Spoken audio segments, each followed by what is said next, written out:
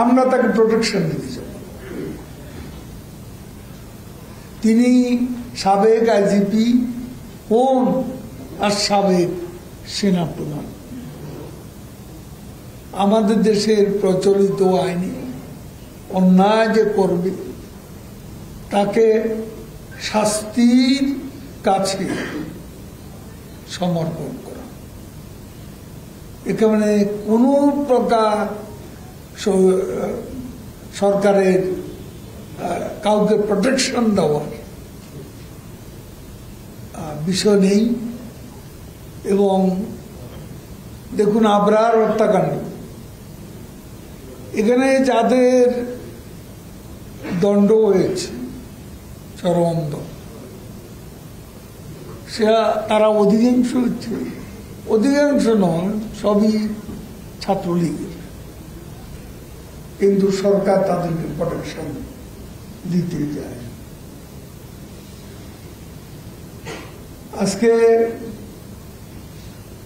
বিশ্বজিৎকে হত্যা করা, বিশ্বজিতের যে ফাঁসি হয়েছে সেখানেও সরকার কোনো প্রোটেকশন দিতে চায়। ব্যক্তি অপরাধ করতে পারে, অপকর্ম করতে পারে, প্রশ্ন হচ্ছে সরকার তাকে প্রোটেকশন দিচ্ছে। আমরা সেটা, শেখ হাসিনা আমাদের প্রধানমন্ত্রী, তিনি এ ব্যাপারে জিরো টলারেন্স।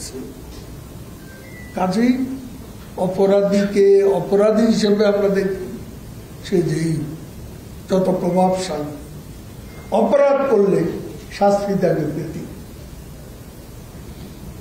মির্জা ফখরুল তো প্রতিদিনই অনেক কথা বলেন, তার মানসিক ট্রমা মনে হয় ভয়ঙ্কর পর্যায়ে উপনীত হয়েছে। তিনি এবং বিএনপির নেতারা অন্ধকারে ঢিল ছুড়ে, তারা বাস্তবতা থেকে অনেক নির্বাচন ঠেকাতে গিয়ে ব্যর্থ, গণ অভ্যুত্থান করে সরকার হটানোর আন্দোলনে।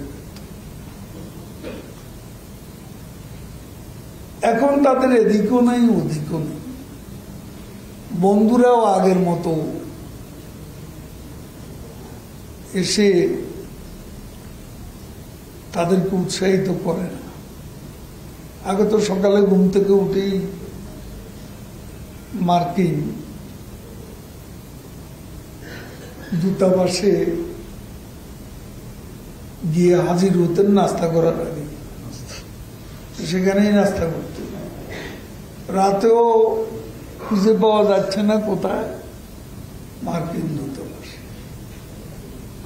সেখানে বিদেশি বন্ধুরা তাদের ক্ষমতায় বসে। সেই স্বপ্নের কর্পূরও উবে গেছে।